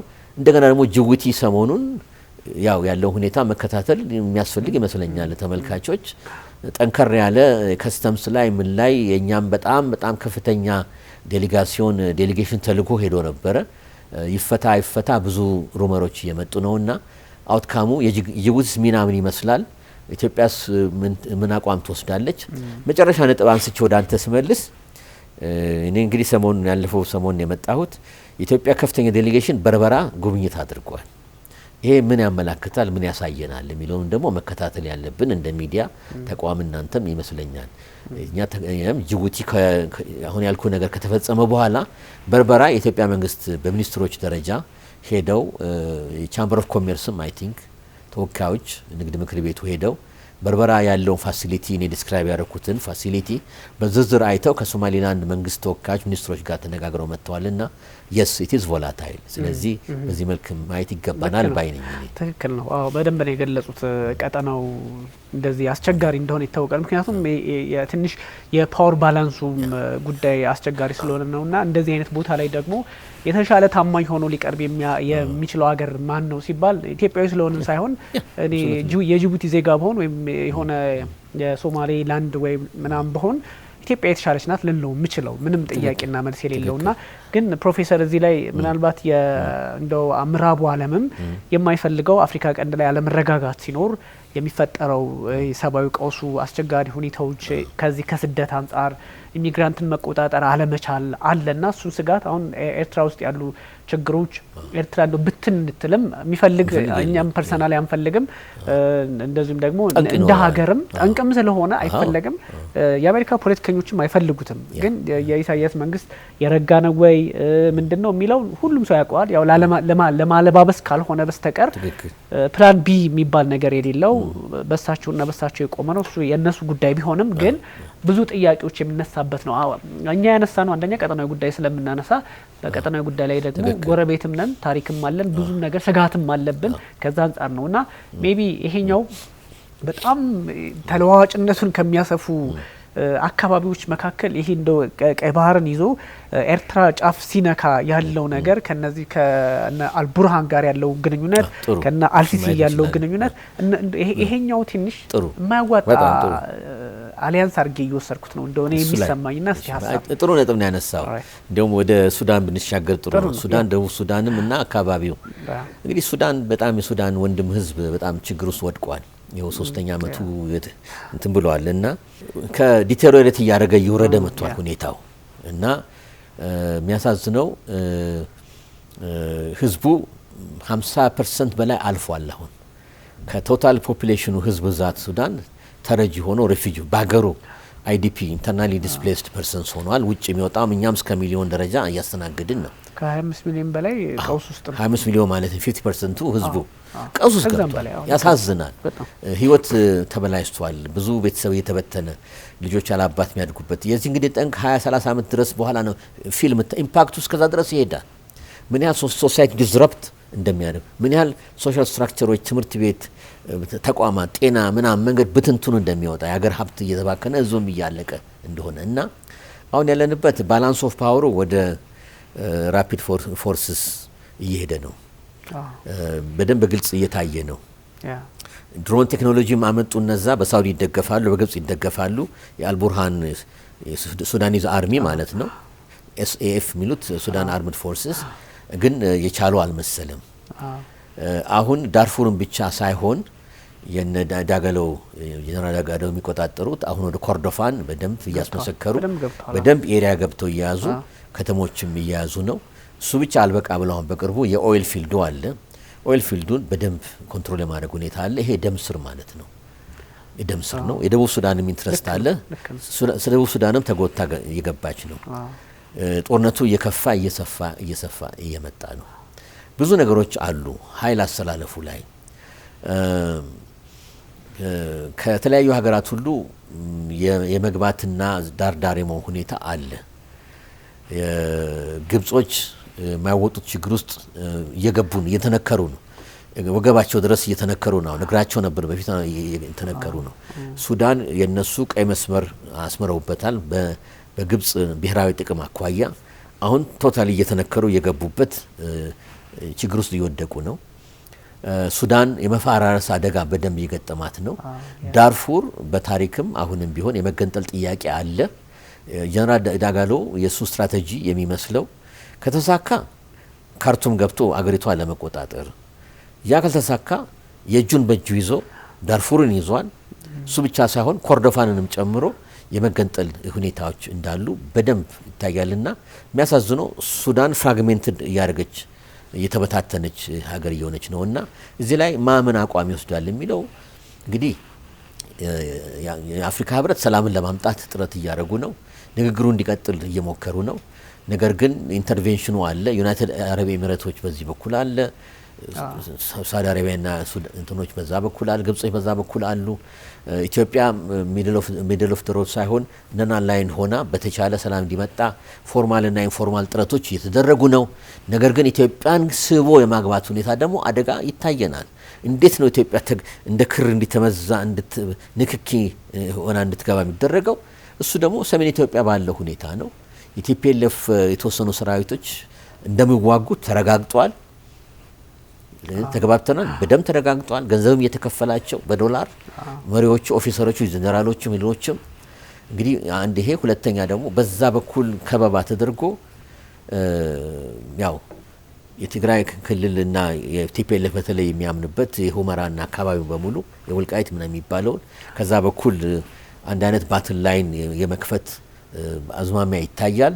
ከሱዳን በኩል እንቅስቃሴ በደንብ እየገቡ በደንብ ቤዝም እንዳላቸው ይታወቃልና ያ ከሆነ የኢትዮጵያ ፌዴራላዊ መንግስት ምን ምርጫ አለው? ዝም ብሎ ማየት ነው ወይስ የመከላከል እርምጃ ወስዳል ነው? እንግዲህ ፖሲቢሊቲዎቹን ነው። እኔ በግሌ እዛ ደረጃ ከተደረሰ የኢትዮጵያ ፌዴራል መንግስት ዝም ብሎ የሚያይ አይመስለኝም። ስለዚህ እኛም ተስበን ሱዳን ገባን። የመግባታችን ሁኔታ ፕሮባብል ከመሆን ፕሮባብል እየሆነ ይመጣል፣ ሪያል እየሆነ ይመጣል ማለት ነውና ሱዳን ራሱ በትኩረት መከታተል የሚገባን ጉዳይ ነው ማለት እፈልጋለሁ። ራሽያኖች በፖርት ሱዳን በደንብ እየገቡ ነው። ከዛ ውጪ ተሻግሬ ማየት እፈልጋለሁ። ዴቨሎፕመንቶች አሉ። በተለይ የመኖች በተለይ ደቡብ የመን ተብሎ በሚጠራው ድሮ ነጻ ሀገር ሆኖ የሚንቀሳቀሰው እዛ ያለው ኃይል በደንብ እያሸነፈ መጥቶ አላማው ምንድነው? እንደገና ሬስቶር ማድረግ ነው። ማነው ሬስቶር የሚያደርጉት? እንደ ሀገር እንደገና የሚፈጥሩት ሀገር የነበረውን ሀገር ነው። እሱም ማን ነው? ድሮ ፒፕልስ ዲሞክራቲክ ሪፐብሊክ ኦፍ የመን የምንለውን በና አብደላ ሳላህና የሚያራው እንደ ሀገር ሆኖ አሁን ብቅ የማለት ሁኔታው በቅርቡ አዲስ ዴቨሎፕመንት ይኖራል ያስመሰከሩ ነው። ከሁቲዎች ጋር አብረው አይሄዱም። ሁቲዎቹ ሳናና ሰሜንን የሚያዝ እነዚህ ደቡቦቹን የተለመደውን ጂኦግራፊካሊ ይዘዋል። ሰሜኖቹ ሁለት ኃይል አለ። በሳውዲ አረቢያ የሚደገፈው አለ። በኢራንና በሁቲዎቹን የሚደገፉ ኢራኖች አሉ። ሳውዲዎች ይቃወማቸዋል። ስለዚህ ይሄ ፍራግሜንቴሽኑም የመን ላይ ይታያልና ገልፍ ኦፍ አደን ላይ በሶማሌላንድ ትይዩ አዲስ ሀገር ድሮ የነበረ ለ30 ዓመት የጠፋ ከ1990 እንደ አውሮፓ አቆጣጠር ጀምሮ አሁን ግን እንደገና የሚወለድ አዲስ ልጅ ሳይሆን የነበረ ሀገር የመወለድ ሁኔታ አለና ነገሩ አሁን ሞር ኮምፕሊኬትድ ሞር ቮላታይል ያደርገዋል። እኛን ደግሞ ይመለከተናል። እኔ እዛ ሄጄ ነው የተረዳው። በጣም ቅርብ ነው። እኔ ጅቡቲ ይባላል። አዎ ጅቡቲ ልክ ነው። ነገር ግን ከሃይዌው ደህንነት ጥራት ያለው ፈርስት ክላስ መንገድ ከቅርበቱ ከሜዳማነቱ በቅርቡም ባጭር ጊዜ ሬልዌይ ላይን ምንዘረጋበት በርበራ ድረስ የሰጠ ቴሬኑ የሚያመች ከጅጅጋ ተነስተ ጠዋት በ4 ሰዓት ተኩል ውስጥ ሀርጌሳ አይደለም በርበራ ትገባለህ። 5 ሰዓት በለው ቃስ ብለህ ከነዳ ማክሲማም 5 ሰዓት እዛ ነን። የጅቡቲ ግን ጣርና መከራ ነው። መሬቱ እንደ ዳቦ ግልብጥብጥ እያለ ይቆራረሳል። ከኛ በኩል እናድሳለን፣ እንማሟታለን። ከዛ በኩል ጀማንስ አልፈልግም መናገር ገብተዋል። የሚጎድሉ ጉዳዮች ነጥቦች አሉ። እንደገና የኛ ሹፌሮች ደርሰው ቦርደር ላይ የመቆም ሁኔታ የተጎዱ ጤናቸው የሚበሉት እየጨረሱ ገንዘባችን ጨርሰው መኪናው ስር ጥላ ለማግኘት እየተኙ ገብተውም ቶሎ ነገሮች አለመፋት ሎጂስቲክስና ማውጣትና የመጫን ዕቃው ጉዳይ ይሄ ሁሉ ስደማምረው በጣም ፔንፉል የሆነ ግንኙነት ያለ ይመስለኛል። ሞር እዛ በስራው ላይ የሰራ ሰው ቢገኝ በተለይ አንድ ኢትዮጵያዊ ዜጋ ሹፌር ሆኖ የሚሰራ ስራ አይናቅም፣ ክቡር ነው። እኛን የሚያበላ የሚያጠጣ ማለት ነው ወገናችንን። እቃ ተሸክሞ ካልመጣ ካልወሰደም ኤክስፖርት ካላደረግንም ገንዘብ አናገኝም። ኤክስፖርት ካላደረግንም እዛ ላይ ተሰማሩት ምስክር ናቸው ባይ ነኝ። እኔ ከዳር ሆኜ ከአዲስ አበባና ከምሰማው እዛ አካባቢ ከምሰማው ከሰበሰብኩት መረጃ ይበልጥ የነሱ ታማኒነትም ለህሊናን ይከብዳል ይገባልም ነው የሚለው እና ችግሮች አሉ። ስለዚህ አማራጭ መፈለጉ እንዴት ነው የሚለው ከየመን ጋር ደግሞ ሪጅን ይሄ ሳውዝ አረቢያ የሚል ንቅናቄ አለ። እሱን መነጋገር እንችላለን። ሳውዝ አረቢያ ስንል እስከ ኦማን ድረስ ትልቅ ንቅናቄ አለ። እሱ ደግሞ ሌላ ቀን አጀንዳ አድርገን እንይዘዋለን። ነገር ግን አካባቢያችን ከቀይ ባህር ብቻ ወዲህ አይደለም ማለት ነው። ከቀይ ባህርም ወደዛ ነው። እኛ ደግሞ ከቀይ ባህር ወደዛ የሆነ ነገር ደግሞ አይመለከተንም ማለት አይደለም። የመን ራሱ ይመለከተናል ባይ ነኝ ድሮም አሁንም እና ይሄንን ልጅስ ለማጋራት ፈልጋለሁ። ልክ ነው። በጣም ጥሩ አንስተውታል። ነገሮች እንደዚህ እየተለጠጡ እየተነካኩ ነው።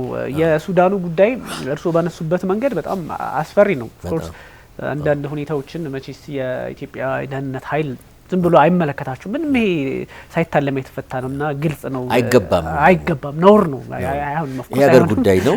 ብሔራዊ ጥቅም ጉዳይ ነው። አይሆንም። ዊ ናው ዳት ግን ምናልባት ይሄኛው ትንሽ የዚህ ቅድም ያነሷት በዚህ የኦይል ፊልዷ ነገር ሱዳን ላይ የተያዘችው አርኤስኤፍ ወይም ደግሞ እነ መሐመድ ሀምዳን ዳገሎ የያዟት በጣም በሚገርም ሁኔታ የደቡብ ሱዳን ሳይቀር የሚያጣሩባትና እንደ ዴፖም የሚጠቀሙበት ነውና እሱን ወደ ፖርት ሱዳን የሚወስድ ነው። ላይኑ ሱዳን ድረስ ፖርት ሱዳን ደግሞ በማን ይዞታ ስር ነች? እንደውም መቀመጫ አድርገዋት የነበሩት እነ አልቡርሃን ነበሩ በሱዳን የሚደገፉትና ቀጥታ ቀይ ባህር ጋር ተገናኘ ማለት። ቀይ ባህር ውስጥ ሲገባ ደግሞ አሁን ኢትዮጵያ ካላት የፖለቲካ ፍላጎትና ጠያቂዎች አንጻር አብሮ ጉዳዩ ይነሳል።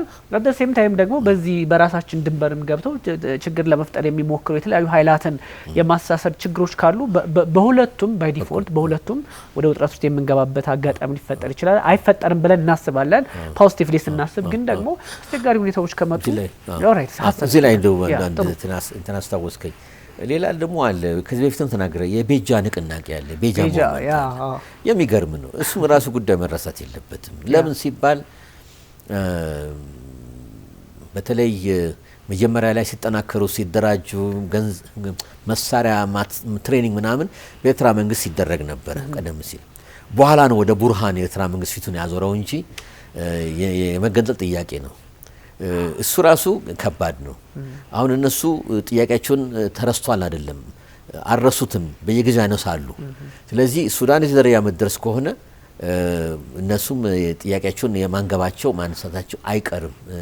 ይህን መረሳት የለበትም። ሌላ ደቡብ ሱዳን መውጫ መግቢያው አሁን ቤት በኩል ነው፣ በፖርት ሱዳን በኩል ነው። ያቺ ተካፍለው በራሳቸው ቁጥጥር ያለችና በሱዳን ውስጥ ያለውን በጋራ ደግሞ ኮንትሮል የሚያደርጉት ኦይል ፊልዶችና ሪፋይነሪው በሙሉ አሁን አደጋ ውስጥ ነው የወደቀውና የሳውት ሱዳን ኢኮኖሚ ኮላፕስ የማድረግ ሁኔታ ላይ በአጭር ጊዜ ውስጥ ሊደርስ ይችላል። ያችን ሸጠው በሚያገኟት ዘይት ነው አሁን ከጁባ መንግስት የሚንቀሳቀስ የሚችለው እና ይሄ ኮላፕስ ማድረጉ አይቀርም። እንደገና ደግሞ ምንን ይጭራል? በአካባቢው ላይ የዲንካና የነውር ኮንትራዲክሽንና ችግሮች አሉ። እሱን ይቀሰቅሳል። እሱ ደግሞ ወደኛ ስፒል ኦቨር ያደርጋል። እኛም ጋር በተለይ የነውር ህዝቦች አሉ። ብዙ ሽኩቻና በደሎችም አሉ። በስልጣን ክፍፍሉ አሁን ፕሬዚደንቱ እየከበደ ነው የምናገረው እንዲህ ናቸው ለማለት ዲንካ ናቸው። ምክትል ፕሬዚደንቱ ደግሞ ሪክ ማቻር እነሱ ነውሮች ናቸው። እስካሁን ያልተፈታ ችግር አላቸው። በቤት ሀውስ አሬስት ውስጥ ነው ያሉት ምክትል ፕሬዚደንቱ። እስካሁን አልተፈቱም። ያልተፈታ ችግር ነው። ጆን ጋራንግ በብልሃትና በጥበብ የያዘው ነበር አባታቸው ፋዘር ኦፍ ዘ ኔሽን፣ ያው በአደጋ የሞቱት ማለት ነው። ይሄ ሁኔታ ሁሉ መረሳት የለበትም ለማለት ነው። ጀስት ግን በዚህ በጣም ይሄ እንደው ፈተናው በበዛበት አካባቢ ላይ የኢትዮጵያ ዲፕሎማቶች እኔ ምን ይታየኛል መሰሉት ፕሮፌሰር፣ አንዳንድ ጉዳዮችን ስትመለከቱ አሁን የአሜሪካ መንግስት ከዚህ ከሴኩሪቲውም አንጻር ከኢትዮጵያ ጋር ለመስራት አፍሪካ ቀንድ ጋር ላይ ትኩረት ከማድረግ አንጻር እንደዚሁም ደግሞ ጀነራሉ መጥተው ጉብኝት ማድረጋቸው ኢቨን ከዚህ ከጤና ጋር ያሉ ጉዳዮች የተፈራረምናቸውን ታሳቢ ስናደርግ የተለያዩ ሀገራት መሪዎች ወደኛ መጥተው የተለያዩ እንትኖችን ሲሰሩ እነሱን ስንመለከት ኢትዮጵያ የተሻለ የዲፕሎማሲ መንገድ ላይ እንደሆነች ይሰማናል። ይሄ ሁሉ እንግዲህ በቃ የማይዋጥለት ካለም እንዲውጠው ይገደዳል። ምክንያቱም እነዚህ ያነሳናቸው ሁሉ ሱዳን አልሄዱም፣ ኤርትራ አልሄዱም፣ ኬንያም የተወሰኑ ካልሆነ በስተቀር በጣም ቦልድሊ የሚነሱት አልሄዱምና ኢትዮጵያ የሆነ የዲፕሎማሲ መንገዷ እየተስተካከለላት እንደሆነ እንደው መጪው ከጥር በኋላ ያለው የፈረንጆቹ አመት መልካም የዲፕሎማሲ መንገድ ይዞላት እንደሚመጣ ይሰማኛል ካለው እንቅስቃሴ አንጻርና የውስጥ ችግሮቻችንን ረስቻቸው አይደለም እኛ ሞር ቀጠናው ላይ ፎከስ ስላደረግን ነውና በእንደዚህ አይነት አጋጣሚ የኢትዮጵያ ዲፕሎማቶች ምን መስራት አለባቸው? እንደው የተለመደ የሚሰጥን አቅጣጫ ብቻ ይዞ መቀጠል ነው ወይስ ደግሞ ሁኔታውን እያዩ እነሱም ኮንትሪቢዩሽን አይኖራቸውም ወይ? ሚዲያውም አምሶልት ሳይ የሆነ ነገር ይሄን ሀሳብ አነሳን ጥሩ ነው ይዘዋቸው ሄዱና በተወሰነ መጠን ደግሞ ነገ እርሶ ላይ ስልክ ይደወላል የሚጋብዙት ሰው ይኖራል። እንዲህ አይነት የሆነ የሚፈልገው ነገር አለና ሁሉም ነገር ዝም ሁሉም ነገር ጸጥ የሚባልበት ሀገር የሆነ መጥቷልና ሳምታይምስ እንደዚህ አይነት ነገሮች ምንድነው? እንደው በጣም ጥሩ ወደ ጥያቄ ከመመለስ በፊት የሚያጠናክሩ ሀሳቦች አሉ። the Ethiopia we know today is not the Ethiopia of yesterday። እውነቱን ለመናገር የተለያየ ነው። መቼም ሰው ዝም ብሎ ሊመስለው ይችላል። ኢትዮጵያ አሁን with every passing year ባለፈ ቁጥር የተጠናከረ የመጣችው ነው ማለት ነው። በሚሊቴሪውም በሴኩሪቲውም ማይደፈር ሰራዊት እየተፈጠረ ነው ያለው። ትሬኒንጉ ሞደርን አርሚ ሆነ እስከ ሳይበር ሴኩሪቲ ራሱ መከላከል የሚችል በድሮን ቴክኖሎጂ የታጠቀ ያካባቢው ለምሳሌ አፍሪካ ቀንድ በሙሉ ብንወስድ የኢትዮጵያ ሰራዊት ቀድሞ ይወጣል ባይነኝ እኔ ኢቭን ሱዳን አሁን ሰናል ለምሳሌ እንደው እኛ አባዜም የለንም ፍላጎትም የለንም። ያሁን አሜሪካ አስተዳደሩም ገና አልጠየቀም። ወደ ጋዛው በነገራችን ላይ በመጣ ደስ ይለኛል። በኋላ ይሄ ከጨረስን በኋላ ገብቷል ማለት ነው እና ለምሳሌ ኮስተራ ለአሜሪካ መንግስት መጥቶ ሱዳን ገብታችሁ እንደው እንዲህ ብሎ እንትን የሚል ከሆነ ቢል እንደገናም ደግሞ የኛ መንግስት የሱዳንን ሰቆቃ አይተን ኢቭን ለመፈትፈት ሳይሆን ገብተን ለመለወጥ እንኳን ኃይል አለን ባይነኝ እኔ የፈለግነውን ካርቱም ማስቀመጥ ምንችል ኃይል አለን ባይነኝ። እርግጥ ከግብጽ ጋር ፍለፊት ያጋጨናል፣ ግን ያ አይደለም ፖሊሲያችን። አሁን እድገት፣ ሰላም አለ አይደለ የህዝባችንን ችግሮች መፍታት የድህነት አረንቋውን የቀነስን ትልቅ ደረጃ ላይ ለመድረስ በጣም ግሩም ፕሮግራሞች ተጀምረዋል እና በዛ ጥሩ ሳክሲድ እያደረግን ነገር ግን ተስበን ኦር ተወስኖ ብንል ኢቭን ለሱዳን ህዝብ ምላሽ የሚያሰጥ ነገር ሊመጣ ይችላል። ግብጾች ያልፈቱት ጉዳይ አለ፣ እኛ ልንፈታው እንችላለን ነው የሚለው። it might sound to be a wild idea ግን እኔ we are capable by ነኝ እንችላለን። ለመቆየት አይደለም ለውጠት እንመለሳል። ኢቭን አስመራ የዛሬ 25 ዓመት ጀምሮ ብለና እኔ ግግሌ ብያለሁ ባደመም ጊዜ ያኔ ብንጨርሰው ኖሮ እዚህ አንደርስም ነበር። ይሄው አሁንም ቁስል የሚነቅዝ ቁስል አሁንም እርግጥ ብዙ ያስወቅሰናል የታወቀ ነው። ግን አትሊስት ለኤርትራ ህዝቦች ነፃ አውጥተው መመለሱ ሀጎስም ሆነ ገብረ እግዚአብሔር ለውጥ ያመጣል። ኢሳያስ በመሆኑ ይሄው ለውጥ የለም 38 ዓመት ይሄ መርሳት የለብን። ለምን ቢሄቪየራቸው ሊለውጡ አልቻሉም። ግን ሀጎስ ቢሆን አትሊስት ሌላ መንገድ ሊሞክር ይፈልጋል ይጥራል። ኢትዮጵያ ደግሞ ሰላማችን ልናገኝ እንችላለን። እነሱም ደግሞ ምጽዋና ሰብን ይዘን ይሄ ሁሉ ካላስላል አረብ ጨርሰን ነበር ነገሩን ማለት ነው። ይሄው እስካሁን ስለሱ እናወራለን። ስለሱ ቁልቋል የተጠጋምን አጋም የተጠጋምን እንደሚባል ነው። ሲያለቅስ ይኖራል ነው ለዛ የሆነ ነው። ወደ እንትኖቻችን ስንመለስ ዲፕሎማቶቻችን እኔ ምኞቴም ህልሜም የነበረው አሁንም ያለው ምንድነው አንድ ሀገር አንደኛ አገሩን በሚወድ መሪ እና አመራር መመራት አለበት። ኢትዮጵያን ያስቀደመ እኔ ፊት ለፊት ነው የምናገረው። አገሩን ያስቀደመ መሪ የህዝቡን ኢንትረስት ያስቀደመ መሪ አንድ ሁለተኛ የሀገራችንን ችግር የሚፈታ አሁን እሱን እያየን ነው። ይሄ ለመመጻደቅ አይደለም እያየን ነው። ሶስተኛ የታጠቀ እና የተማረ ህብረተሰብ ካልፈጠርን ዋጋ የለንም ባይነኝ። የተማረ ስንል በየሙያው አሁን ፎረን ፖሊሲና ዲፕሎማሲ ነውና ርስታችን እሱ ላይ የመጠቁ ዲፕሎማቶች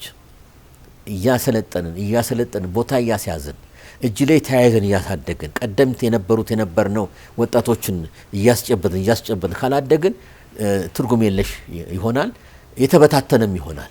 ጎበዝ ዲፕሎማት ይመጣል ወይ ይሞታል ወይ ጡረታ ወጥቶ ይሄዳል፣ ቀረ ነገሩ። ነገር ግን ባህሉ መሆን ያለበት ምንድነው ከታች ከላይ ያለ ነው እያሳደግን ከመጣን ልጆቻችን ደግሞ እርስ በርስ ደግሞ ባህሉ ራሱ ይሄ ሞቲቬትድ የሆነ ኢነርጃይዝድ የሆነ መሆን አለበት ነው። ይሄ እንግዲህ ከባህል ጋርም ይያዛል። እኛ ጋር ምንድነው በቅስናም ትምህርቱም ሆነ በዩኒቨርሲቲ ፕሮፌሰርሺፕ ሆነ ሁሉ ለራሱ ያውቃል። ከዛ ጥቅጥጉን ይዛል። የጋን መብራት ነው የሚኮነው። እንደ ፈረንጅ በግልጽ ለትውልድ የምን ስራ የለም። በአገር ጉዳይ ላይ አኩራፊ ነው አብዛኑ። አጥር ላይ ቁጭ ብሎ ወዳሸነፈው ጠብ ነው የሚለው ወይ ደግሞ ተከናንቦ ዞር ለማለት ነው። ይሄ ባህላችን መሰበር አለበት። እሳት የላሱ ትውልድን ለቅመን ማውጣት አለብን። እዚህ ላይ መንግስት መስራት አለበት ብዬ ደጋግሜ ከመጣው ጀምሮ ስንት ዓመት ጀምሮ መናገረው ይሄ ነውና በፎረን ፖሊሲና ዲፕሎማሲ አሁን ትሬኒንጉ ላይ ትኩረት ተሰጥቶ እየተሰራ ነውና ያሉት ዲፕሎማቶች እየሰሩ ነው፣ እየተሳተፉ ነው። እኔም በተጠየቅ ቁጥር ወደ ኋላ አልልም። ያለኝን ግል አቅም እና እውቀት የቻለኝን እየሰጠሁ ነው፣ የሞከርን ነውና የሱ ውጤት ምንድነው የሆነው? ለመጻደቅ አይደለም። አሁን ራሳቸውን የቻሉ ቦዲ ኦፍ ዲፕሎማቲክ ኮር ይባላል። ጠንካራ ልጆች መመስረትና ኢቭን አዳዲሶቹን በደንብ ሪክሩትድ ሆነው በችሎታቸው፣ በትምህርታቸው፣ በፐርሰናል ሁኔታቸው፣ በቋንቋ ችሎታቸው ሳይቀር ያለፈው አመትም ይሄን ያህል ቁጥር ማለት እችላለሁ ሪክሩትድ ሆነው ተሳትፎ ያለው በማስተማሩና በሌላም ዘንድሮም በዛ መልክ የተደረገ ነው። ስርዓት ባለው ሁኔታ በየ4 አመት ውጭ የነበሩት ይመጣሉ፣ ውስጥ የነበሩት ይወጣሉ። በችሎታውና በመኑ ዲፕሎማቶች እንዲመደቡ የማድረግ ሁኔታ እያየን ነው። ይሄ ይደሎ እሰይ የሚያሰኝ ሁኔታ ነው። በዛ ይቀጥል ነው። ስለዚህ ጥያቄ መመልሰው እዚህ ላይ ተመስርቼ ነው ለማለት ነው። ይሄን የመሰለ ዲፕሎማት ከያዝን ለሀገሩ ቆሞ ሽንጡን አፍሮ አይደለም ወገቡን ቆሞ ለኢትዮጵያ ብሎ ለፕሮፌሽናል የሆነ ሰራተኛ ዲፕሎማት ያስፈልገናል። እዚህ ላይ ደግሞ እርሳት የሌለብን ፖለቲካሊ አፖይንትድ ካሪየር የሚለው እኛም ሀገር አለ ይኖራልም አይለይ ነው። እሱ እንግዲህ በመንግስት እጅ ነው ያለው።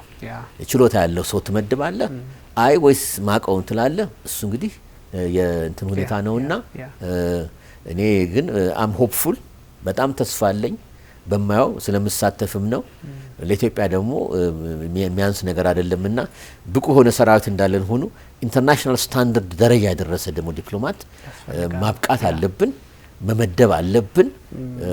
ኦንጎይንግ ደግሞ ትሬኒንግ ሁል ጊዜ ኦን ደ ጆብ መሰራት አለበት። አንዴት ጨርሻለሁ ዶክተር ፒኤችዲ ተብዬ ብሎ አይደለም ሰው ልጅ እስኪሞት ድረስ መማር አለበትና በዛ መልኩ ከሰራን ጥሩ ውጤት ላይ እንደርሳለን የሚል አስተያየት ነው ያለኝ። በጣም ነው ማመሰግነው። ሌላ ጊዜ በስፋት እንመለስበታለን። ፕሮፌሰር አመሰግናለሁ። ውድ ተመልካቾቻችን ተከታተሉት የነበረው ኤንቢሲ ዓለም አቀፍና የአፍሪካ ቀንድ ጉዳዮችን ከኛ ብሔራዊ ጥቅም አንጻር እንደዚሁም ደግሞ ፕሬዚዳንት ዶናልድ ትራምፕ አምባሳደሮቻቸውን ለምን ጠሩ ከሚለው ከአፍሪካ አንጻር በስፋት ዳሰነዋል።